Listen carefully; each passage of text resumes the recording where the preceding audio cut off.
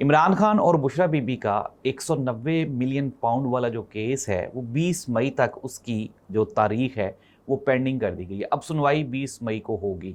नाज़रीन, पाकिस्तान तहरीके इंसाफ की तरफ से बैरिस्टर सलमान सफदर और इमरान खान और बुशरा बीबी के वकला ने ये जो तारीख है इसको जानबूझ के आगे करवाया। क्यों करवाया?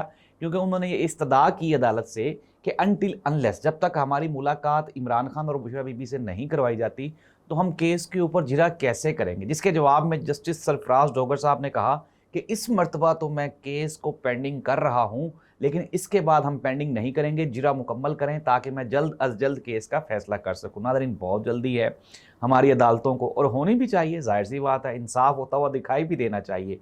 आज मोहसिन बेग साहब का मैं एक स्टेटमेंट पढ़ रहा था तो उसने ब्लंटली उन्होंने नहीं आएगा इमरान खान बाहर, इमरान खान बाहर आ ही नहीं सकता।